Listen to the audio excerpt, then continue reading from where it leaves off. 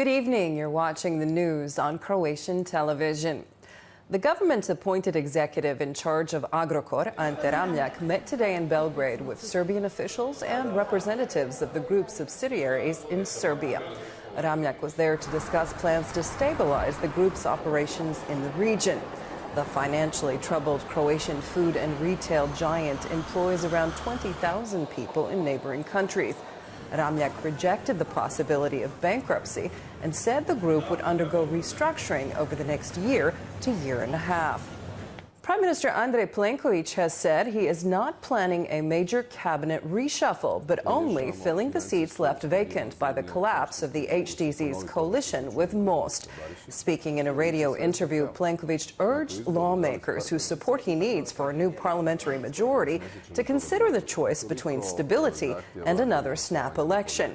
The PM said he would be talking to MPs about this after the upcoming local elections. He also said he disagrees with his party colleague, Davor Ivo Stier, who suggested yesterday that elections might be the better option. That might be the logic of an opportunist, but I'm looking at the much bigger picture. I'm here as the Prime Minister, and I'm responsible for the functioning of the state. The vacant ministerial seats will be filled after talks with our future partners in the reconfigured parliamentary majority. SDP leader Davor Bernardić says it's time for dialogue and political consensus. Bernardić responded to remarks made by the Prime Minister in reference to his call for talks.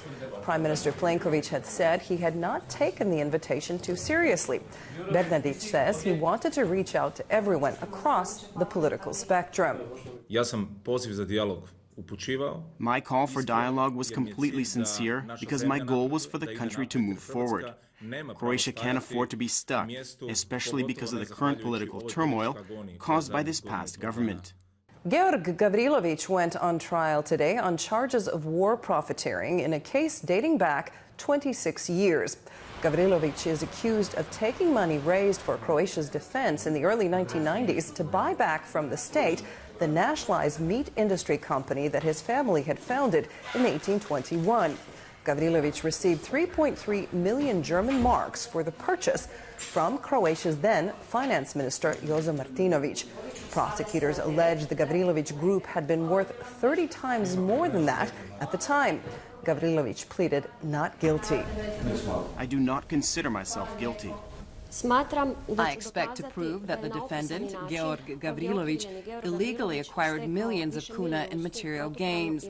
I will also prove that in committing the crime he is accused of, he took advantage of the circumstances created by the war. Russian President Vladimir Putin denies U.S. President Donald Trump passed on classified intelligence to Russian officials during a meeting in Washington last week. Putin suggested releasing to Congress a transcript of Trump's meeting with Foreign Minister Sergei Lavrov and Russian Ambassador Sergei Kislyak to settle the matter if the White House approves. Putin has dismissed the ongoing scandal as, quote, political schizophrenia. Meanwhile, President Trump is facing yet another controversy. The New York Times has reported that Trump had asked former FBI Director James Comey to end the investigation into former National Security Advisor Michael Flynn. The information stems from a memo Comey penned in February. While the White House is denying the story, Congress is showing growing concern. Bob, the only thing I can say is I think we've seen this movie before. I think it's reaching the point where it's of Watergate size and scale and a couple of other scandals that you and I have seen. It's a centipede that the shoe continues to drop. And every couple of days there's a new aspect of this really unhappy situation. In a week full of revelation after revelation, on a day when we thought things couldn't get any worse, they have. I was shaken by the report in the New York Times that alleged that the president tried to shut down an active FBI investigation into a close political associate. I think we know enough now. There's been enough alleged publicly to want to bring the director back to testify, ideally in open session, either before our committee or the Judiciary Committee. Greece has been paralyzed by mass protests and a general strike. Thousands of people walked off the job today and marched in angry protest over planned pension cuts and tax hikes. Greek lawmakers are due to vote tomorrow on more austerity measures demanded by international creditors, the EU and the IMF. The legislation would free up funds from Greece's €86 billion bailout. The new measures will have a significant impact on businesses, workers, but also on pensioners. They will also be affected. All in all, it is a very tough situation. I hope the government will create the conditions for recovery, because these demonstrations are the best indicator that our economy is headed down a one-way street. Macedonia's president, Gjorge Ivanov, has handed the mandate to Social Democrat leader Zoran Zaev to form a coalition government with ethnic Albanian parties after holding off for nearly 6 months.